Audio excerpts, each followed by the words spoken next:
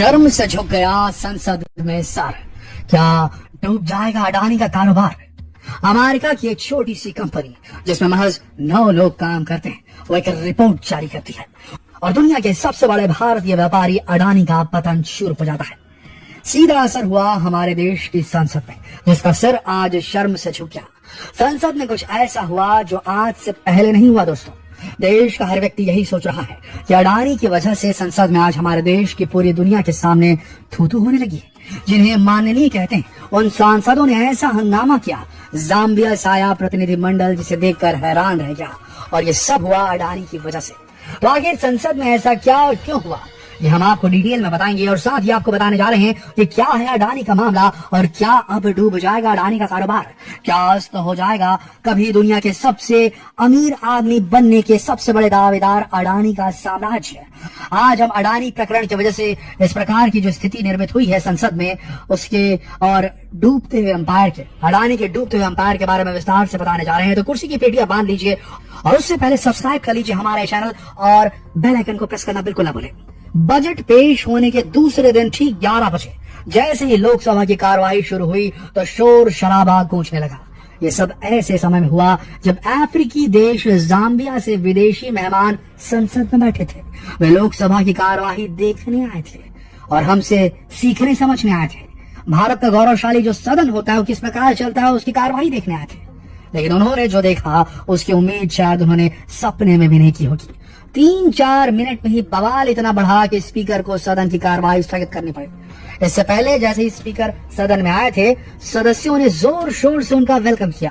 Speaker ने तुरंत बताया कि वो अपनी और माननीय सदस्यों की ओर से भारत के दौरे पर आई जाम्बिया गणराज्य की नेशनल असेंबली की स्पीकर माननीय सुश्री नेली डेबटी और जाम्बिया के संसदीय शिष्टमंडल के सम्मानित अतिथियों का स्वागत और अभिनंदन करते हैं। ये सुनते ही जाम्बिया से आए मेहमान अपनी सीट पर खड़े हो गए और मुस्कुराते हुए दोनों हाथ जोड़कर लोगों का अभिवादन किया। जाम्बिया से आई कई महिला नेताओं ने हाथ जोड़कर झुककर भारतीय संसद के प्रति अपना आदर व्यक्त किया और इस दौरान संसद में मौजूद भारतीय सांसदों ने मेज थपथपाकर उनका स्वागत किया। कैमरा उस समय विदेशी मेहमानों पर ही रहा। स्पीकर ने जैसे ही प्रश्नकाल की बात कही, वैसे ही विपक्षी सांसदों ने हंगामा शुरू कर दिया।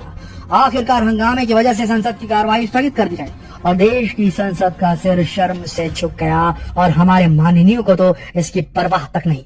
लेकिन ये हुआ क्यों? आखिर क्यों संसद में विदेशियों के सामने हंगामा करना पड़ा ऑपोजिशन को, जबकि हमारे देश की संसद में हमेशा से ही विदेशियों का सम्मान होता रहा है?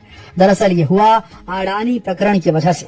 अडानी प्रकरण को लेकर जो हिंडनबर्ग की रिपोर्ट आई, उसके चलते अडानी के साम्राज्य की असलियत सामने आ गई, ऐसा कहना था अपोजिशन पार्टी का, और इसकी जांच की मांग करते हुए अपोजिशन सांसदों ने हंगामा मचा डाला। तो क्या है ये अडानी वाला पंगा, चलिए समझते हैं। दरअसल अमेरिकी फोरेंसिक फाइनेंशियल कंपनी हिंडनबर्ग ने अडानी समूह से महज 88 सवाल पूछे थे।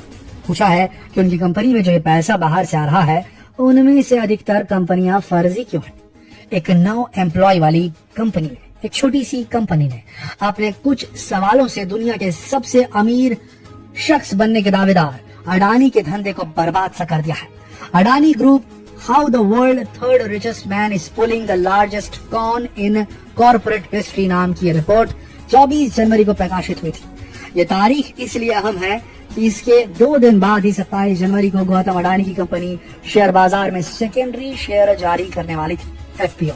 ये कोई छोटा मोटा इश्यू नहीं है, बल्कि अब तक का सबसे बड़ा 20,000 करोड़ रुपए का एफपीओ था। रिपोर्ट के सार्वजनिक होते ही अडानी ग्रुप के निवेशकों में खलबली मच गई। ग्रुप के शेयरों पर बिकवाल हावी हो गए और देखते ही देखते अडानी ग्रुप के निवेशकों और प्रमोटर्स के लाखों करोड़ों रुपए की बाजार पूंजी स्वाहा हो गई।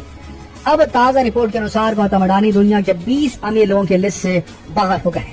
हालांकि 88 सवालों के जवाब में 2 अहम सवाल हिंडनबर्ग से भी पूछे जा रहे हैं। पहला, खुद को एक्टिविस्ट शॉर्ट सेलिंग बताने वाली कंपनी अरबों रुपए का मुनाफा बनाने के लिए तो ऐसा नहीं कर रही है, और दूसरा सवाल रिपोर्ट की टाइमिंग को लेकर है, जिस प्रकार से उन्होंने टाइमिंग से ये रिपोर्ट है वो रिलीज की है।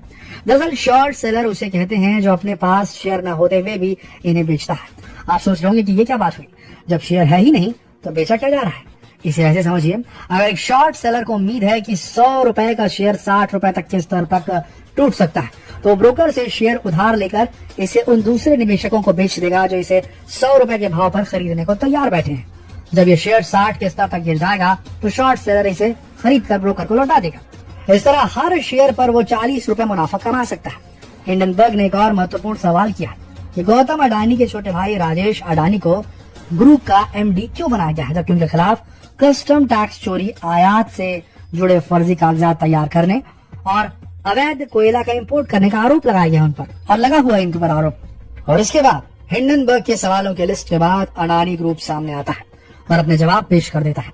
अडानी समूह का कहना है कि हिंडनबर्ग के 88 में से 21 सवाल वो हैं जो पहले से ही सार्वजनिक है।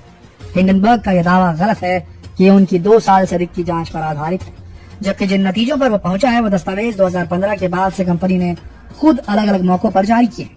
ये सवाल लेन देन, राजस्व विभाग और अदालती मामलों से जुड़े हैं।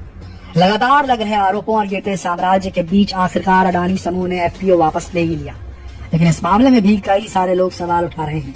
कहा यह जा रहा है कि सेबी और भारतीय राजस्व खुफिया एजेंसी को भनक लग चुकी थी कि इस पब्लिक ऑफर को बेचने में काला धन लगा है जो टैक्स हेवन देशों से आया है। लंदन की एलारा कैपिटल की भारतीय सहायक कंपनी ने मोनार्क नेटवर्क कैपिटल के साथ मिलकर एफपीओ में पैसा लगाया। मोनार्क एक भारतीय ब्रोकरेज फर्म है और सेबी 2011 में इसके खिलाफ कार्रवाई कर चुकी है। इन दोनों के अलावा 8 और कंपनियों का पैसा भी लगा था। एलारा कैपिटल का $3 बिलियन अडानी की कंपनियों में झोंका गया है। मोनार्क के पास अडानी प्रॉपर्टीज की 2016 से आंशिक हिस्सेदारी है। इस हिस्सेदारी का 10% हिस्सा अलबुला नाम की कंपनी ने ले रखा है और हिंडनबर्ग ने अपनी रिपोर्ट में इसका नाम साफ लिखा है। इस पूरे गड़बड़ झाले में ये पता नहीं चला कि 20,000 करोड़ के एफपीओ में शेयर्स खरीदे किसने, और यही असली मामला है। अडानी ने हिंडनबर्ग को भेजे जवाब में एलारा कैपिटल से रिश्ते को नकारा है, जबकि मोनार्क ने अडानी के साथ मिलकर कई सौदों में हेरफेर किया। ऐसी आरोप लग रहे हैं जो हिंडनबर्ग की रिपोर्ट में साफ लिखा हुआ है। अडानी के एफपीओ में स्टेट बैंक और जेफरीज इंडिया का भी पैसा लगा है। ये सभी उस कंपनी पर दांव खेल रहे हैं जिसका बही खाता ही संदिग्ध है। ये आरोप लगे हिंडनबर्ग के बाद। यानी कुल जमा अडानी समूह ने पूरी दुनिया को हिला कर रख दिया। देश की संसद का सिर आज अगर शर्म से झुका है तो केवल अडानी प्रकरण की वजह से। विदेशी मेहमानों को बोलने नहीं दिया गया और उनके सामने देश की संसद में हंगामा कर दिया गया। तो इसमें कहीं न कहीं गुनाहगार तो अपोजिशन पार्टी भी है, उसे ये नहीं करना चाहिए था। इससे सदन की गरिमा को बड़ी ठेस पहुंची है।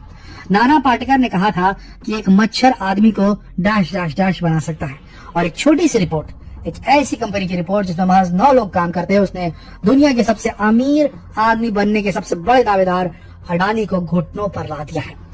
आपको क्या लगता है, क्या अब अडानी समूह आगे क्या करेगा? क्या अडानी फिर से टॉप में आएंगे या फिर अभी